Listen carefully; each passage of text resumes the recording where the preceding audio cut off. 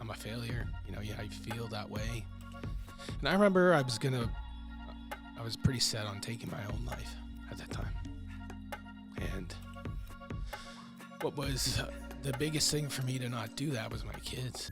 Welcome to the Sinclair podcast, where we share real-world experiences, wisdom, and the honest struggles of entrepreneurs to help you navigate and scale your business with confidence.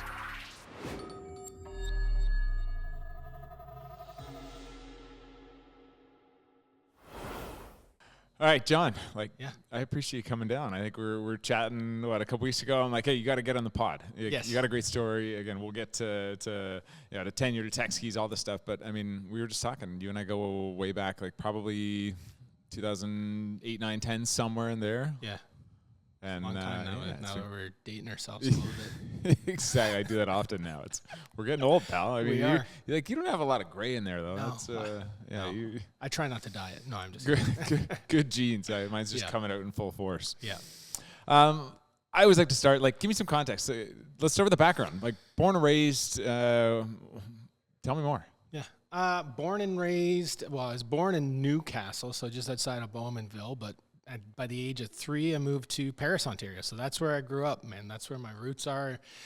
Prettiest little town in Canada. I had that name for many Gorgeous. years. It's Yeah. right on the Grand River. It was a wicked place to grow up.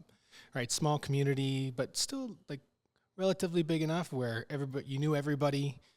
And then you're close to Brantford with, obviously Wayne Gretzky and all that stuff. So you always Was that had the big city? That was like the big city. Yeah, you'd be like, hey, we're going to town today.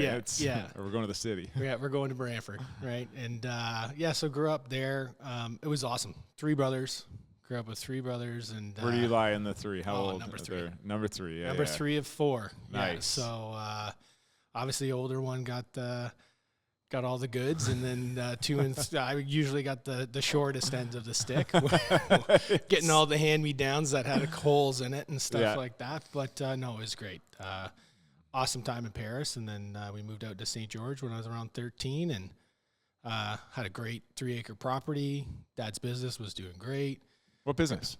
My dad owned a company called Pride Signs. So I think at one point in time it was the second largest exterior signage company in Canada. Way. Yeah, Yeah, so definitely heard of them. grew up in that, from a small age of 5 to 6, doing little things around the shop, cleaning, Let's just say whatever. you're going to the shop, doing whatever Dad tells you to do. Yeah. Did you get excited? Did you know at a young age kind of what a business was? What Dad did? We had a pretty good idea. He would show us and kind of teach us some of that stuff, but it was also, he was super smart. He had 4 boys that he could put to work, and his payment was a video game. So it's we'll Cheap get you a labor. video game That's amazing. on the way home from Blockbuster, right, or wherever. And so I we get were it. like, I grew up on let's a go. farm, so I get the whole cheap labor thing. Yeah. And then, we'd finish up our work, and if he was still doing something, he had these big boom trucks that would, you could put up the signs at, 100 feet in the air type thing, and we would just play tag on that all day. Oh my gosh. Until he was ready. Would never fly nowadays in parenting, but so much fun. Oh, so much fun. Yeah. That's awesome. Very cool. So fond memories. Yeah. When did you along the way? Did you have this entrepreneurial spirit with your brothers or with you? When did that start to form for you? Oh, I think at a young age, all of us were doing something. I think it started off with my older brother Josh. He had the paper route, and then we would help out with that. And Cool. The lemonade stand. What else are you lemonade guys stand. doing? We were shoveling driveways, doing. We would do mowing lawns, whatever we could to make a buck. We'd go to Costco or it's Nob Hill Farms. Remember Nob Hill Farms? Oh yeah, absolutely. Go to Nob Hill Farms, and we would get that big pack of chocolate bars. And then we would go back to school and we would resell. sell it. We would resell I love it. And we'd What were make you a buck. selling a chocolate bar for? I think we were selling it for $1, and I think the cost was 25 cents a piece. That's incredible. So we'd go to school and we make Make enough money to go get some more video games. Yeah, we had Owen Sound. It was the cash and carry. I remember that's what it was. So yeah. no Costco. Yeah.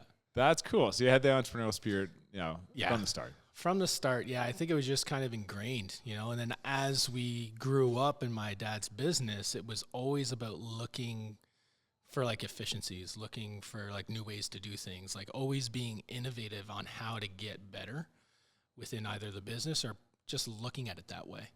And so that's just how I look at life. It's awesome. How can we get better? How can we help others get better? How can Add we help value. our community get better? That type of thing. Yeah, that's awesome. How long did you have the business for? He just recently sold it. Wow. Yeah, so he got out of it. He's now retired. He's got a farm. Well, he calls it the farm, but it's a nice little spot there on Lake Erie. That's usually an excuse to like buy toys and Yeah, well, he doesn't buy toys. He's trying to grow like Hascaps and stuff like that. Come on. So trying to monetize that. Still working his butt off. So, yeah, always working. Always amazing. doing something, which is good. Yeah. That's cool. So you got that work ethic ingrained in you. Yeah, 100%. Let's talk about sports. You got involved early on, competitive sports, either through school, other things. Tell me about your journey there. Yeah, it was. It really started. My brothers weren't really into sports. You know what I mean? They'll play baseball and stuff when we were growing up and whatnot. But for some reason, I think it all started when I got to play soccer for the first summer, right? And to motivate me, my parents were like, oh, you know what? If you score a goal, and I wasn't very good my first year, and if you score a goal, we're going to give you a couple bucks or something like that. Yeah. Okay, perfect. I got like 2 goals, right? I made $4 all year. $4 all year. Exactly. But I mean, that's a lot of money now. But. yeah.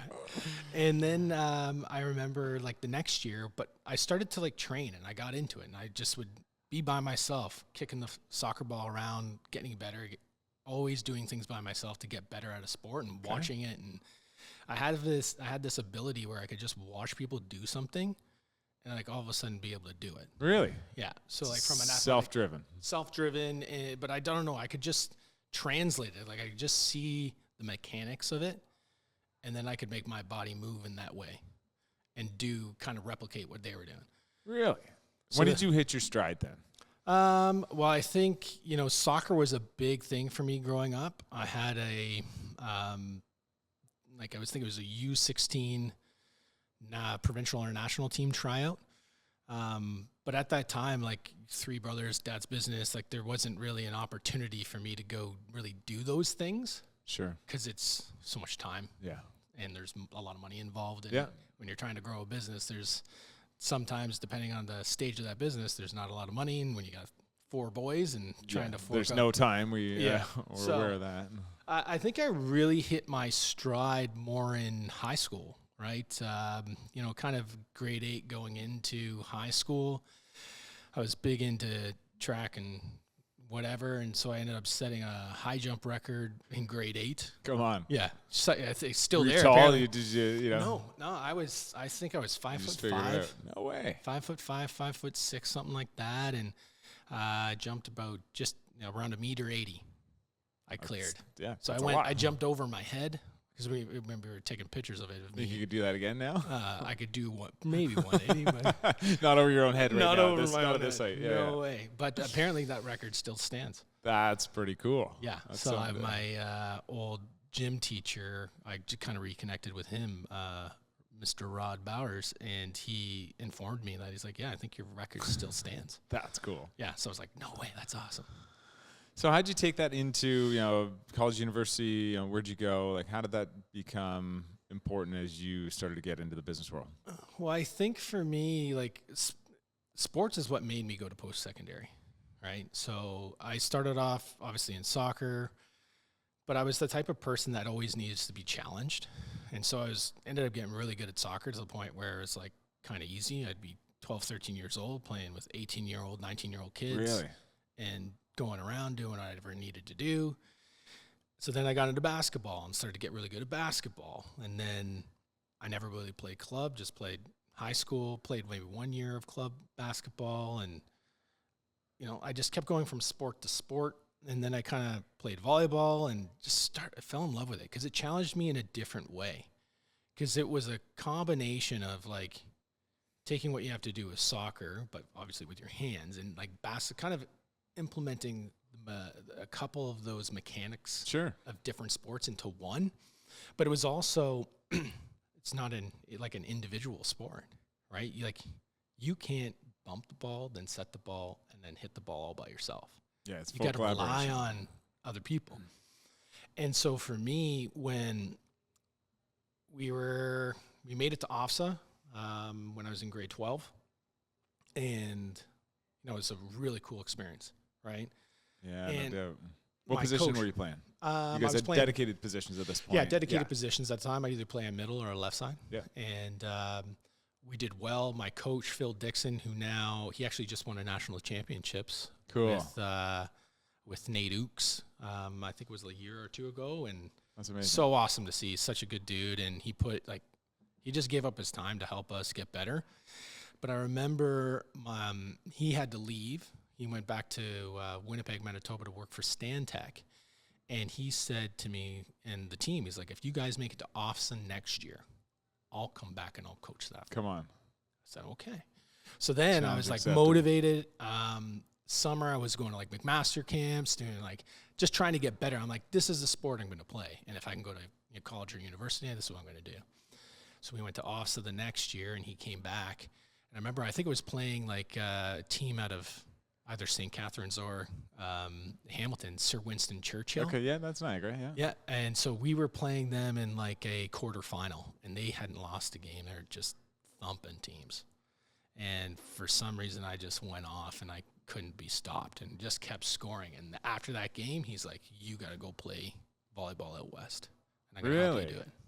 Yeah, so we won a bronze medal for volleyball that year. We made it to OFSA for basketball, won a silver medal in the same year for that. And we also made it to OFSA for soccer.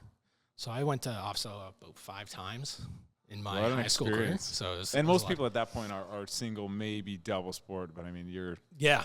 So I got to go for track. I got to go for soccer, basketball, volleyball. Wow. Yeah. Great experience. Oh, it's the best. And then that's what got me recruited. So I got recruited to play volleyball at the University of Saskatchewan. And so that got me obviously to that next phase in going to post-secondary, but I was never really an academic guy. Do you know what I mean? Like my brothers were the ones that were like gifted kids growing up, and I was never that guy. Yeah. Oh, I can relate. Yeah. And so for me, that first year was... Everybody knows your first year of college or university is kind of most of the time a write-off, right? Sure, so it's fun, it's experimentation, you're not at home, you're learning, no you're one not to at home. report to. I mean, you got volleyball to keep you a little on track, but and it was really good. Like my coach Brian Gavlis, guy, wealth of knowledge, but I think we just didn't we kind of butt heads, right? I'm a go-getter. He's got a drill going on. I'm in there first. You got to tell me to get out. You know what I mean? Like, I want to get better, and I'm going to work hard and get better that way. And I think we just didn't see eye to eye on a couple of things, and so I decided to come back, took a year off of school, and that's when I decided, okay, I think I'm just going to go to college, right? And then all of a sudden I started to thrive, a little bit more applied learning for me. Where'd you go? I went to Fanshawe. Oh, that's right. Yeah, so I went to Fanshawe. What program were you in? Well, it's funny. When I was going to go to Fanshawe, I was like, okay, do I go? And I go through culinary because I love to cook, right? Okay. And then I looked at it and I looked at the hours and everything. And I wouldn't be able to play volleyball if I was in culinary. It's too much work. So I was like, oh, you know what? Why don't I look at business and marketing and stuff? So I decided to do that, and it just came easy, man. And I had like a 4.0 GPA. Was one of our leading scorers on the team. Like it just all was starting to work out, and but I was also a little bit more dedicated on the academic side. Okay. I never thought I could be good at the academics, but once I applied myself the same way I applied myself in sports, it just all of a sudden started to become easier. Yeah. Just do the work. For sure. Sit down, Same principles. get it done, same principles. And so that's how I started to thrive within college and university. So employment as you get into the workforce, what was the first job? What was or most memorable sort of experience in the early few jobs? Well, obviously, I worked for my dad, my family company for many summers kind of growing up. But I think the first one was one summer I decided not to work for my dad, and I worked at McDonald's because all my buddies were at McDonald's, right, growing up. And it was such a fun time because you're working with your buddies and you're having fun. You're at McDonald's doing this stuff, but they had a great training program. Yeah. Do you know what I mean? And I have so many fond memories of working at McDonald's with my buddies. That's awesome. And so that was kind of like the first real job that I had. But then out of college, I actually was the president of the Fanshawe College Student Union. And so that was technically a paying job. Sure. I got elected to do that and got paid to do that. That's very cool. How long were you in that role for? So I was in that role for a year. Yeah, so you only get 1 year to do that role. Trying to do the best of your ability and, you know, kind of give back to the community and see how we can build something that works for students, right? And make sure students are getting taken care of, you know, work with administration, make sure that they hear the student's voice. You know, yeah, we would throw a couple parties here and there and make sure everybody had a fun time because that's what you do. But we would really advocate on their behalf when it came to like provincial stuff, provincial governments, municipal, all of that stuff. So I was at the table with most of these folks. That's amazing. What a great experience. Yeah. So then outside of that, what happened? Well, you know, I made an impression, and, you know, I had some guys that, you know, were facilitating our student health plan, and they asked me to apply for a job. And I said, sure, I'll check it out. Downtown Toronto, working in insurance. Never thought I would get into insurance. So I applied. A bunch of other people did and got the job. And, you know, it was a cool experience at the start. I think I wanted to go in there and be like that sales guy and start to like bring in new business, create those relationships. But I was more of like a assistant, kind of booking meetings type thing. So It wasn't exactly what I was looking for out of the gate. So I didn't last too long there. I think about a year. And then I went into tech. So I worked for a biometric access company out of Oakville. It was called Entertech. It's now called the BioConnect. Okay. So basically anything to do with, you know, fingerprint technology, facial recognition, iris recognition, all that stuff. So for access systems, for, you know, really anything. And so I was brought in to help kind of grow their residential side. So they're trying to break into like fingerprint technology in residential or into small commercial. Okay. So we were starting that, and it was a grind, but I had a great pitch, man. I loved the line. Every time I did it at like any type of networking event, it was, you know what? It's so easy. You just give your door the finger, right? And everybody always remembered that. Anytime I see people from that era, they'll see me. It's like, yeah, I mean, just give your door the finger. Door the finger. Remembered from that. Yeah. So it was a lot of fun. It was a grind, and trying to sell a new technology, like fingerprint technology. Yeah, because that's early days, right? That was really early days. Yeah, really, that's back in like 2012. Okay. Right, so early days, new technology. This is like the thumbprint on the button on the iPhone's not even there yet, right? No, not even there yet. No. And so yeah, I got it into a couple houses, which was great. I think it was the only one that ever sold it into residential. So I'll pat myself on the back for that. But then I ended up getting recruited to go to a company called Living Social. So it was Groupon's largest competitor for like daily deals type thing. Okay. So I was brought in to help launch one of their new programs, which was called Instant Deals. So more on the restaurant side, selling into restaurants. So if you were looking, you know, if you're hungry at lunchtime, you'd have the app and you'd have an instant deal right there close to you based on like geolocation and all that. So I was in Toronto, just footing it around, selling these deals. You're and going to every out restaurant possible. Yeah. So I think I brought on about 120 restaurants within like 2 months. So they put us up in a nice condo, me and this one guy in this condo in Toronto, and that's all I did. Wake up, go sell some restaurants. Cool. That'd be a fun experience. It was pretty fun. And I just ended up doing really, really well. Then I got moved over to the daily deals side, and it was a lot of fun too. But then those insurance guys just saw that I was doing all right and said, hey, you should come back. But when that happened, I said, you know what? Let's do it this way. Like if I'm coming back, this is the kind of role that I would like to do. And so I got to kind of choose the role and choose how it would work for me, which was great. And then after the first year, like we almost landed a big whale within my first year. Would have been, I don't know, $3-4 million contract within my first year. Wow. That's awesome. Yeah. First year or two, we ended up losing it. We got it. We won it. A little controversy on how we lost it. You know, I don't need to get into those details, but it showed me that, you know, I could do some good things. I could could grow a business. And so from then on out, we ended up bringing on tons of business, right, to the point where they were able to exit for about $36 million. That's amazing. Yeah, I mean, you guys had such a good group. I got to, that's probably where we started spending the most time. Yeah. And I mean, Darren Vaneco and I would be in the car, heading up the same direction from Niagara, and he was amazing in sort of mentoring me and teaching me his path and the work you guys were doing. Help us really break into the college market too, from the branding side. So I have some fond memories of those times and going to conferences. Yeah, great experience. And I wasn't familiar with the other partner. I never met him, but again, it sounds like you had some great mentorship and leadership around you at that time. Yeah, it was a lot of fun. I think, it was a great learning experience, like just kind of coming into the business and understanding, where it was at that time and what we needed to do to shift it, to grow it, right? Yeah. So like rebranding, who's leading certain things, who's going to conferences, who's kind of being the face of the organization now. And so that ended up kind of being me and Darren.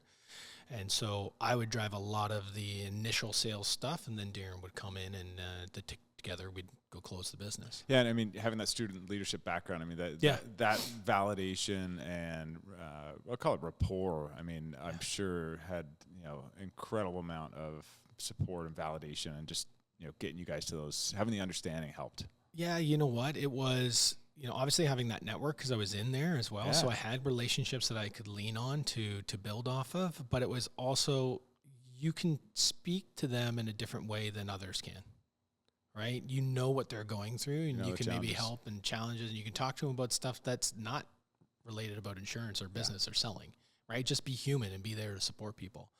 And I think that's what really helped me succeed in that business, was supporting others. Like, don't make it about you, make it about them, and make sure you can help them succeed, right? And if you can show value along the way of what you do in your business, great. But it shouldn't be about that always. Yeah, it's amazing. Yeah. Okay, so at some point along the way here, you're going, I've got this itch again. I'm going to do my own thing. Well, you know what? It really stemmed from the learning experience from the insurance side of things, right? So I tried to buy into the business a couple times, just didn't work out. And when the sale happened and I didn't get to see any of that 36 million, I was like, oh, okay, I got to go do something. Was it fire for you? It was a big fire, man, for sure. So that's how I knew I needed to go build something myself, right? And kind of own that so that, that wouldn't happen again.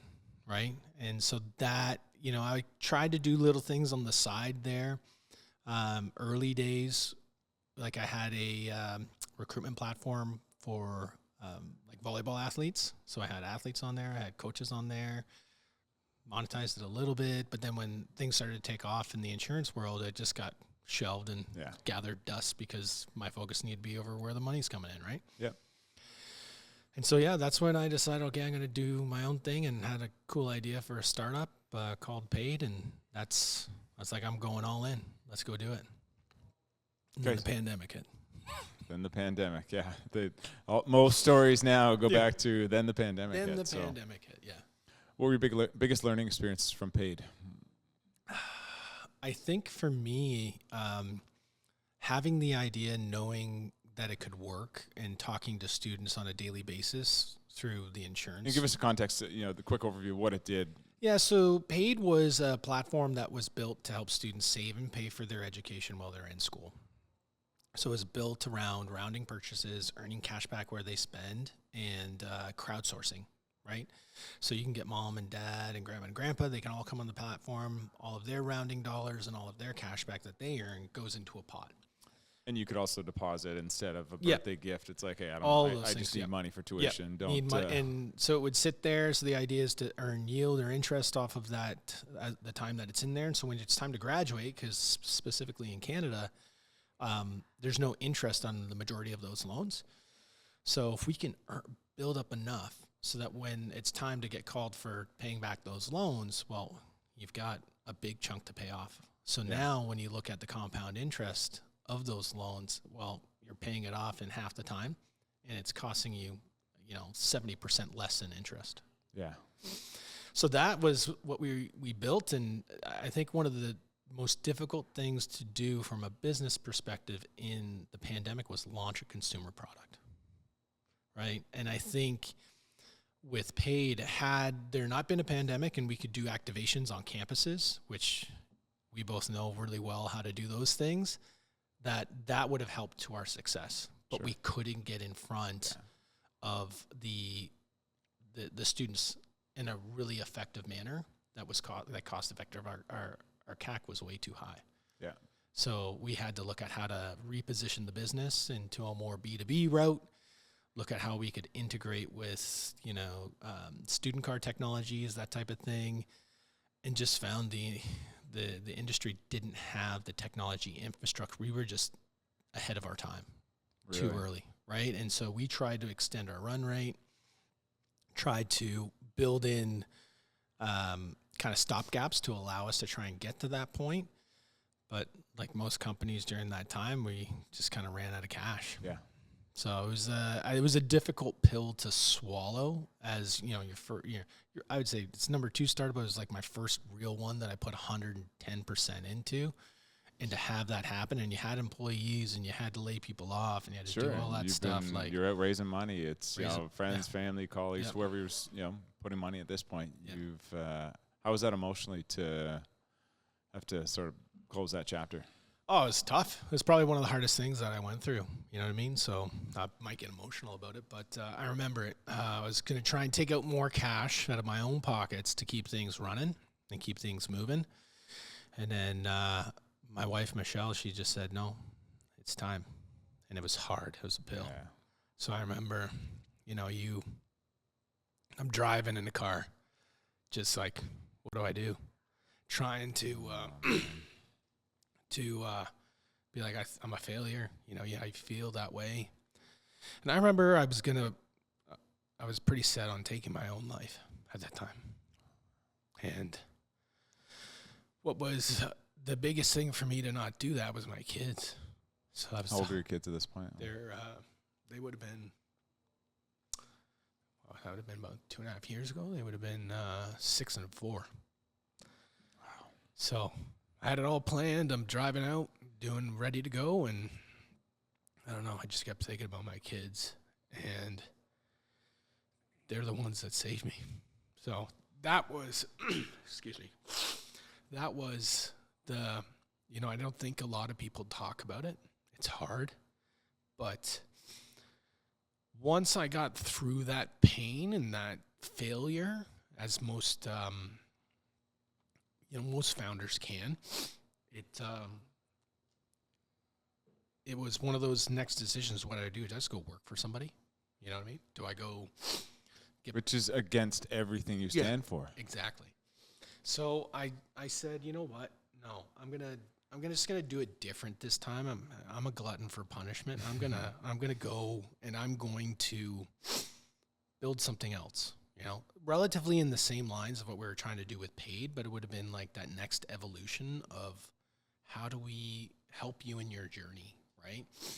So it kind of ticked off the boxes of like that B2B play, which, is an easier sell. It's that one-to-many approach, right? Which, again, a little bit longer closing cycles. But I said, okay, before I go do this, I did all the research. So I spent about 2 months researching. Then I did about, I did 20 to 50 interviews with business owners. Yeah, just things that you did different versus jumping in. Yeah, I didn't want to jump right into it and just go build something that I think people might want. I was like, let's just go see if they actually want it. Yeah. So my goal was, okay, let's find out if it's something that they would actually want. Let's look at if there's some different way of doing things. So I did a lot of research on like psychological behaviors, financial behaviors. How can we change the way people are doing things from an employee perspective to provide value to the business, right? And so that's what we built everything off of with Tenure. And we did the research, we did the interviews, we found that, okay, yeah, people want it. So then I went to the drawing board, I put together a concept, I put together a brand, did all that, and I came back and said, this is what we're thinking about building. And within 3 weeks, I had 7 companies signed up. So they signed MOUs, all that, and I said, okay, well, if I can get to, like 10, 15 companies, I'll go build it. And I'll figure out how to build it, right? Which is the best way to do it, right? And that's what most of the serial entrepreneurs that are uber successful, the names we all know, it's most times it's like, I'm gonna go sell a bunch of shit, and then I'll figure out how to deliver after, right? The operations piece will come, but you need that those commitments, those dollars coming off. Yeah, so we got the signed documents, got the commitments, and it was like, okay, now it's time to go build. Okay, and then I was like, okay, well, how am I gonna do this? Previously, I've done it where I outsource it, pay for the product, and it's like, well, maybe I can find somebody to help me build it as well. So I kind of went down that co-founder road, find people. I went through a lot of heck to try and get that product off the ground over 7 months. Went through a bunch of developers. Then I tried to go to a shop to help us kind of clean things up and maybe become a partner on that, and that didn't work out. So it's like, but then all of a sudden, you get one or two guys at a co-op through as Ripen that ended up helping us out, and he's out of Australia, and the guy's been an absolute genius. Soon is his name, and he's been fantastic. And anytime I give him a task to do or features, it's like 2 days later, done. Like he's been so instrumental to our success that, what you see today is, big part to him being able to execute the vision and being able to kind of put the pen to paper to make it happen. Yeah, and then the model you changed is saying basically like an equity component versus I'm going to pay a bunch of money, because developers are, and especially in COVID and post-COVID, we're making more than ever before and still are. Yeah, and I think, from a startup, it's, how thrifty can you be? How can you extend run rate? Like, we're paying money for certain platforms, doing all that stuff, try and, give him bonuses when I can and do all that type of stuff also, or give him a little bit more equity when he's doing really good things, and then try and surround yourself with the right people. I think with my experience with paid and just in business in general, it's like, I don't know everything. I can't claim to know everything, and I probably don't have enough time to, and never will. Right. Yeah. So I think for me, having that self-awareness of what I'm good at and what I'm not good at. Right. So I've found the people that are good at the things that I'm not good at, and have them support me. I can still learn from them in those perspectives as well, which build me up, which is great. And I focus on the things that I'm really good at, the branding, the marketing, the sales side of things, and growing a business and being able to talk to people, network and raise money and do that stuff. And then have the people that can execute on the other end. It's, if you can create a really good team, you can do incredible things. Yeah, and I think this comes up often, but it's also hard for some people to say, there's an apprehension to bring people that are more knowledgeable, smarter, more experienced around you sometimes. But I think those that understand that can say like, hey, I'm good here, maybe over here, but in order to do something that's a lot bigger than all of us combined, you got to bring outside people in often. Yeah, and it's funny, like, I've said this a bit on like LinkedIn and whatnot, is like when you're building a team or you have somebody that you want to bring in that's super smart, if you're the smartest person in the room as a founder, you need to find smarter people. Yeah. Right? You're in the wrong room. You're in the wrong room, or you gotta open up the door to let the smart people in. You know what I mean? And I always look at it from like building teams and coaching and doing all that stuff in volleyball, is that you want to coach people so that they're better than you. So think about it like our kids, right? We're raising our kids so that they can be better than us. We're instilling all the stuff that we've learned while they're learning on their own to be better than us. And we want them to make the next generation better than what you did. And our parents did the same. Yeah. And so we want them to be, why aren't we doing this in business with employees, right? Yeah. So and that's what I want to do, is like find great people, build them up to be successful so that I'm working for them, right? I can just step back and they can tell me what to do. Yeah, right? It's such a, and again, I appreciate everything you shared today, because it's,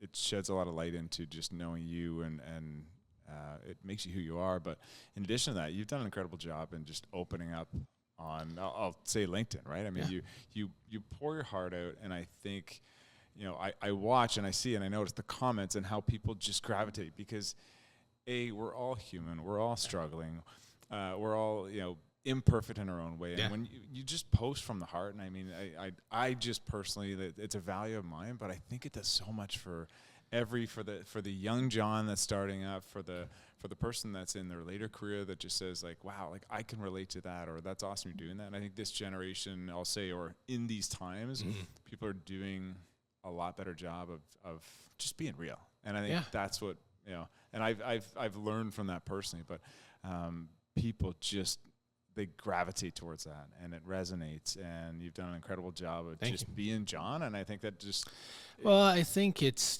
going through the experiences that I've gone through, it's like, you can't be afraid of who you are. Right. Yeah. And some people are going to love you. Some people are going to hate you. At the end of the day, I thought, what was the line I heard? If you got a problem with me, text me. But if you don't have my number, then there's no reason for you to have a problem with me. That's great. You don't know me well enough, it's true. Right? So, and to not listen to the noise, right?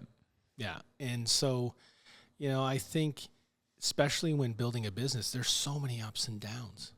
Yeah. But what do we see in the media? What do we see on most social media? It's all about the ups. Sure. Man, but if we talk about the downs too, maybe how you talk about it can help somebody else. Yeah. Right? And even just for somebody to read it and be like, oh man, that was me like last month. Like, that feeling of not being alone is huge. Right? And especially like for me, I'm a solo founder. Right? I've tried to find some co-founders and I haven't gotten to that point yet. And so it's not easy, but to have that network of other founders that are building other things that you can lean on and you can talk to about, like, you got to create that community, because that community is super important. You don't want to be on an island by yourself. No. Yeah. No, I was lucky early on. A lot of people have heard me talk about this, but Entrepreneurs Organization for me was that first real experience into a meeting with a group of people that I don't know. And we're sharing everything, and it's kind of, I think people are a little hesitant at first, but, early on you get in, you realize like, hey, if we're all real and vulnerable, it's most times you're going around the room, it's like totally different businesses, different stages of life, but we're all having a lot of the same challenges. And, I'm watching again what you've done in the Collingwood area with just creating this support group and this community that's a lot, really tech focused. Talk to me about that, and like how has that impacted your business and you right now, and what are you guys doing up there? Well, I can't take credit for a lot of the community that's there. I got to give it to a good friend of mine, Brandon Houston, who's done an incredible job with the co-working space, the Collingwood Foundry. So he's really the catalyst to a lot of it. I've just kind of come in, and maybe I've got a little bit bigger voice and I talk a little bit more and a little bit louder than he does about it. And I'm just super proud I'm just super proud to be a part of it. Like, same. How long has it been there for? The Foundry's been there for, I think, 4 years. Kind of started, I think, during the pandemic. And then I came in about 2.5 years ago, and Brandon was the first person I met, because I was like, moving up here, I need to go work, and found that there was a co-working space, walked in, there it was, and we just became fast friends. And that's awesome. What's cool about Collingwood is we have so much going on up there. Like, I call it a 4-season playground, because, we've got the ski hills in the winter. We've got incredible hiking trails, biking trails, mountain biking trails. We're right by the water. You can go on the boat, right? Take a rip on the jet ski, or you can go to Wasaga, which is beautiful. Wasega's Wasaga Beach is the largest freshwater beach in the world. Come on, I didn't know that. Yeah. And that's 20 minutes away. Yeah. Do you know what I mean? Like, Hometown, born and raised. So, I mean, again, that was where, you grew up skiing and that. I mean, and that Collingwood has evolved so much in the last, 2 decades, and especially last decade. But, it is something special. I think being, proximity to Toronto, GTA, it's just, again, real estate's boomed. You've got these tech hubs and it's restaurant scenes. It's a really cool spot. Like, fantastic. The community's fantastic. It's, I just can't shout it loud enough for people to hear. Like, if you want to build a startup, and you got to do it in Collingwood, man. Because if you're having a bad day, go rip on the hill, go ski, go board, do what you need to do. Like, let it out. No better way to clear the head. Yeah.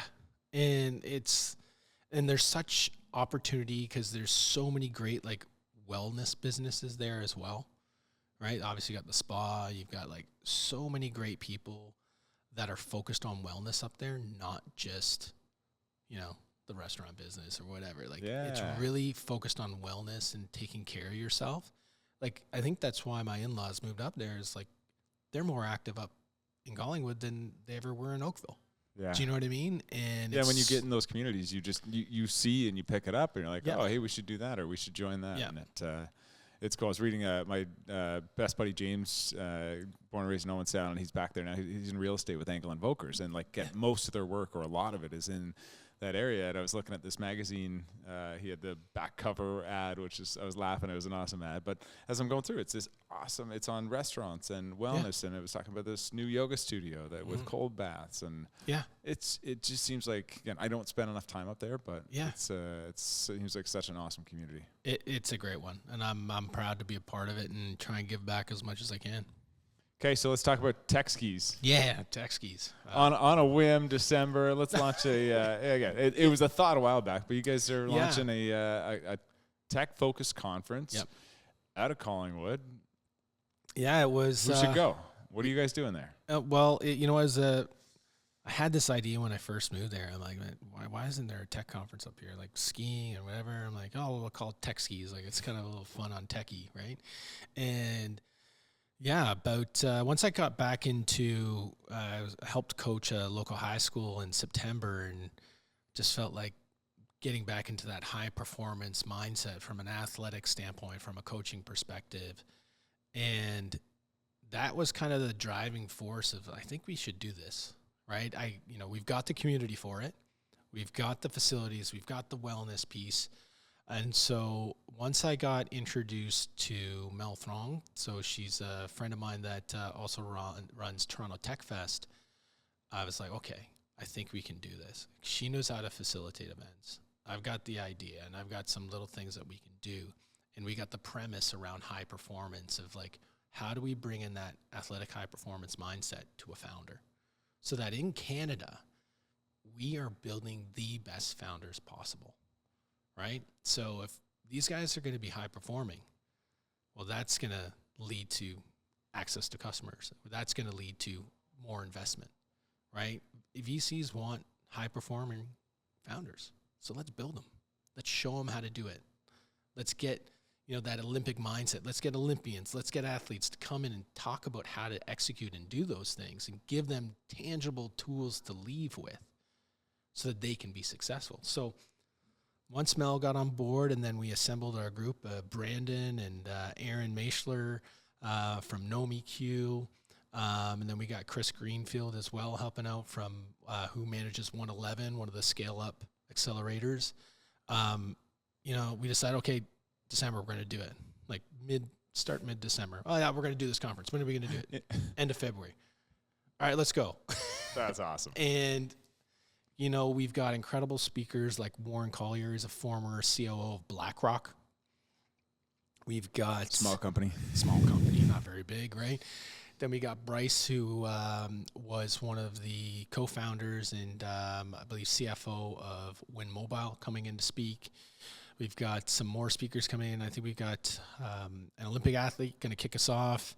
We've got some cool panels on like resilience that we're building out that we should be announcing probably early next week. That's awesome. We've got sponsors like Humi that just exited for over $150 million. So big congrats to them. They're a partner of ours at Tenure, and just a great group of people. Cool. Super pumped for them. Love the platform we're on. Kevin, their CEO is going to be coming. We're going to do a nice talk with him as well and kind of learn a little bit about that experience. So that'll be awesome. And then we just got these cool workshops that are there to provide you with tangible things to help you be better and more high performing. And throughout the conference, we'll be taking people through like 30-minute cold plunge sauna experiences that are guided and everything, so that you can kind of shut off, meditate, do those types of things that allow you to center yourself when you feel like you're getting off path of whether you're going to get to burnout or whether you're just not being super effective or efficient. How do we get you centered so that you're always running at that high clip for the business and for your investors? And that's such a gift. I think I think the world, and especially the entrepreneurial world, and I would say business in general, is waking up to more of that pendulum. It can't always be out here, over here. And I think people are realizing, hey, like you gotta take care of your health, your body, so you can be better, not just for your business, but for your family, for any other relationship. And I love where it's going with that. And it doesn't mean that, there's times where you're not working your ass off and you're in a project and you're all work, but then that's got to come back because, there's so much evidence on, mental health, physical health, stress kills. Like that's it. Does. You can't argue that. It does. And to help reduce that stress in a really, economical and meaningful way is huge. So how do we provide those tools? We got like lift pitches, which I'm pumped about, and the RBCX is sponsoring that, where startups can come instead of like that elevator pitch. You're on the ski hill, right? You're great. Sitting with a potential investor, but we're flipping it. We don't want you guys like startups to come in and try and pitch a VC about your business and what you're going to do and what your market looks like and all that stuff. Let's get back to basics. Sell them your product, right? Because if you can sell a VC on what your product is and what that solution might be, they now see that you can go do that in the real world to customers.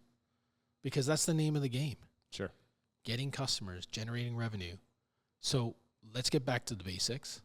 Let's show the VCs that this is what we can do. What problems are you going to help solve for people? Yeah, and this is how we're going to sell it. And we're going to sell you. And so we have an incredible workshop for these startups by a friend of mine, Paul McCallum, on persuasion, right? Really focused on certain things for those startups to hone their sales pitch of their product or solution so that they can get more customers. Because one of the main things, like Canada, we're pretty risk adverse when it comes to investing, right? We want to see revenue. We want to see that you got some clients or customers, and we want to tick off all these boxes that reduce risk, right? So if we can, through tech skis, help startups become better sellers, become higher performing founders, right? And year two, we're going to help kind of curate some connections to potential clients. If we can tick those boxes off and bring investors and show them, how do you say no to investing? Perfect opportunity. Right? So we want to kind of create that scenario where startups can find their first clients at tech skis, right? And their first investors.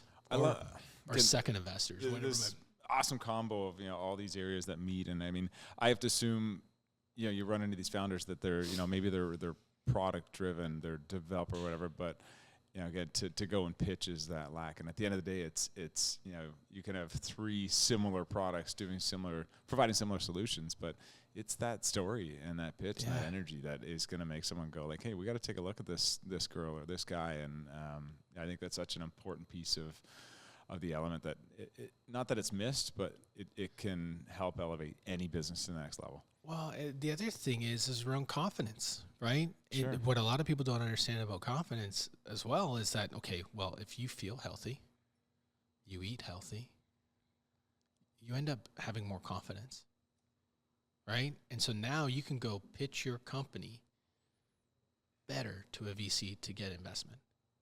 Yeah. So you take care of your physical body and your mind, and if you feel good and you look good, you're gonna be super confident and execute on what you need to do. Yeah. So I think that's the exciting part, is like, what can we do to help execute that for everybody? Yeah, that's cool, man. Yeah. Okay, so for you, let's talk about what are things that fill up the tank that are not work related or maybe even not family related. Well, you know what? I think obviously I'm going to start with John of all trades, is it? John of all trades, yes. Yeah. I think for me, like, I like to do tons of different things, right? So did tons of renovations at the house, finished the basement, like do all of these things with my hands, because that's what I used to do in my dad's business. So it's like, it brings me back in a way where I get to kind of do those hands-on work. Do you get lost in it, as far as in a good way? You're doing the rental, building the putting the drywall up. Time fades away. It doesn't fade away. It just it's weird. It's kind of calming for me. Yeah. Do you know what I mean? It's like I'm able to shut off. I think that's the hardest thing as like a founder or entrepreneur or a business owner. It's the hardest thing to do is to shut off from that. Yeah. So everybody's got to find what that outlet might be so that you can, right? Because that's what creates stress. If you're always thinking about those things in the business, and they can compound, right? Too, it's so hard to shut off, right? So if you can find those outlets, like for me, so it's either, renovating the house, coaching the kids. I run volleyball up there as well. So I create adult programs and play some volleyball, or, I've gotten into mixology throughout the pandemic and became known as the smoky bartender. So we did an event at Enswell Brewery, as a new brewery in Collingwood, and we with Later Pizza there, great pizza joint. So 2 separate businesses in one location. And we raised money for, it's called My Friend's House. So for women and children that have been abused, so it's a place for them to go. So we raised just under $10,000 in one night. So That's it's awesome. a brewery, and I came in and made cocktails and smoked them. That's and fantastic. we raised just over $2,000 on cocktails alone. So That's so cool. yeah, it was 150 pizzas, 150 cocktails. So doing stuff like that, giving back.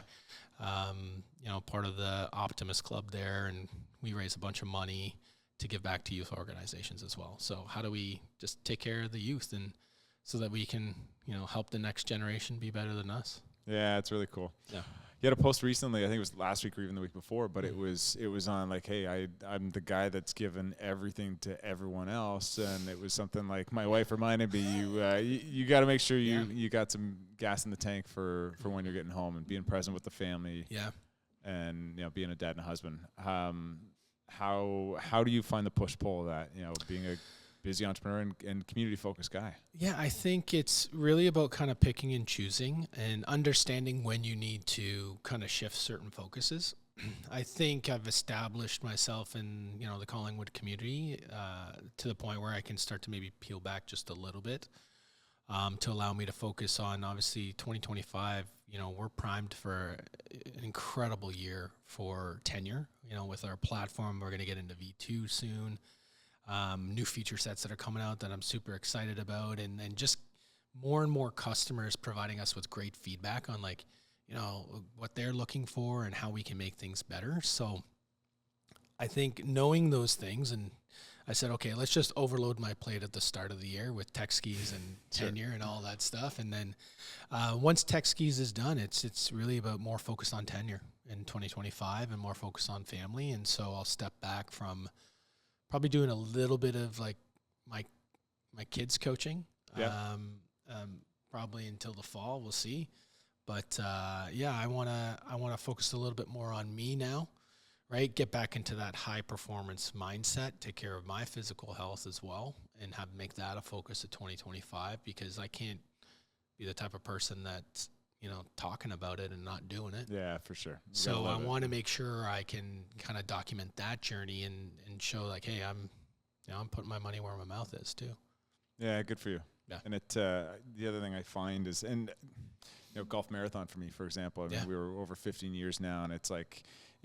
For at some point it was, I needed to get out of the way, right? And because burnout was setting in, and I'm like, listen, I need to just delegate. I need to have other people step up. And I think my point would be is, when you can properly transition, going from a 12 out of 10 down to the 7, it creates that opportunity for the next person to go in and have that chance to step up. So I think that's great. And it doesn't mean you can't go back in when you're ready, but I admire you for making those steps for you and the family. And yeah, it's the kids are at that age where, I think I saw it within my own family, and we always called, the family business the fifth child that got most of the attention, right?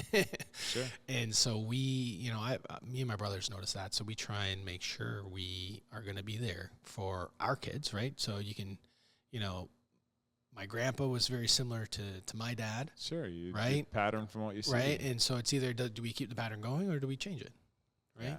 Yeah. It's that one,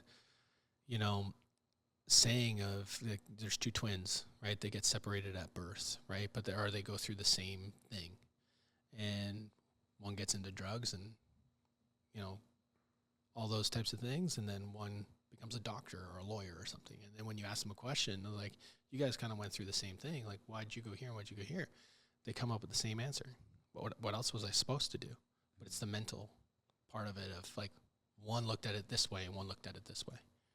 Yeah. Mindset is, Yeah. And again, I think it's one of those things people are waking up to and realizing the potential and possibility of surrounding yourself with the right people, the right content, everything that can just support what you're trying to do, because it's a negative world. It's a pretty challenging time right now in a lot of ways that we could have another 12 episodes about. But I think it's really important that people curate and like really be that filter, whether it's social, whether it's what you're watching, who you're hanging out with. Are you hanging out with people that are lifting you up and supporting what you're doing, or trying to keep you where you are? Well, and I think if people can find those positive mindsets, right? So when you're feeling a certain way, like what are the things that you say to yourself to kind of switch you into that positive mindset, right? Because if you wake up every morning and say, "Oh, I'm not feeling too good," well, you're not going to feel good all day. Yeah. If you wake up like, "Oh man, today's going to be awesome. Let's I'm go. pumped. Let's go," then it's going to be an incredible day. Yeah. Right? It's all about how you shift the outlook. Oh, my body, we're getting older. It's my body hurts. So no, I'm just waking up. My 40s, body doesn't 40s doesn't get feeling better. You could argue that, but but it's about that mindset. Is if you focus on it, it only amplifies. So if you focus on the positive things, well, then those things amplify, and then you're not thinking about the pains and the aches. You're thinking about all the great things that are happening. And I think for those people, it's like, there's so many factors that go back to, what was your home life like, the experience, your parents, all of those things. For a lot of people, or for some, I should say, they're going to have to fight that 10 times harder. I mean, I had a great childhood, supportive parents. It was a positive environment. So, and I have challenges some days, fighting that voice. So, again, I think it's just those people, unfortunately, just have to try that much harder and put that much more effort into making sure that it's the right voice, it's the right filter, and that support network around you. Yeah, it is. And, I grew up with a great support network. Like my mom and brothers, obviously family were fantastic. And I know, I remember this time we lost my best friend growing up. So I don't know if you've ever heard of this. How old were you? I was around 9 or 10. So I had the choice to go play soccer or go on a trip with my best friend and his family and our two other friends, brothers. Yeah. And so me and my younger brother were supposed to go. And my mom kind of gave me she's like, "Hey, I know you got a important soccer game that weekend. So what would you like to do?" She's not going to send just one brother, right? We're going to go together or we don't go at all type thing. That's just how we rolled as a family. And so this, you may have heard of this, but I was at the Sandhills. So it was one of my best friend growing up. So we were about 9 or 10. They took out, 4 boys went out on the Sandhills and they collapsed. So we lost 4, awesome kids in our community. And so that was tough. That was tough for a 9, 10-year-old person to see. And I remember going into that, that funeral, and it was an open casket, and seeing my buddy, and that was a complete mind fuck. It's life-changing. Yeah, and so that changed me a little bit in the short term. I was a pretty angry kid after that, and I remember had a short temper, all this stuff, and I was learning to control it and all of that stuff, and talking to doctors about it and all that. But I remember my principal at that time, grade 5, and principal goes to my parents, "I foresee a life of incarceration for your son." Wow. Yeah. So that's that. But I learned through that whole experience, and there's been little things along my life journey that have been these close calls. Well, what if I made that decision? I wouldn't be here. Right? Yeah. So I think for me, I reflect back on that and be like, I'm here to do something. I'm here to make a difference. And I think we all are in some shape or form. Sure. I just feel like I'm here to do something big, and it's going to be a huge difference in some way, shape, or form. Maybe it's just me having a kid that makes the difference, and I don't realize it. But I think I can do something myself. So that's what I try to do, and that's my mindset is let's just make something and make it better for everybody else. Man, I love that. Yeah. You've got an incredible story. I appreciate again peeling back a bunch of layers, opening the curtains. That was really cool, and there's so much value in what you've done, where you are now, and what you're doing. So it's been such an honor to again be sort of an outsider looking in. I know we're doing some more work together soon, and I'm really excited. So we'll make sure that. In the show notes, we've got how to find Tenure. We'll be posting on Text Keys because I know we're going to get involved in any way from a sponsorship level. Yeah. And I think it's really exciting. Again, you're building a lot of different communities and bringing great people together, and the world's only going to benefit from that. Oh, 100%. You're part of that, and I appreciate you and appreciate you having me on. Love it, man. That was awesome. Thanks. Thank you. Buddy.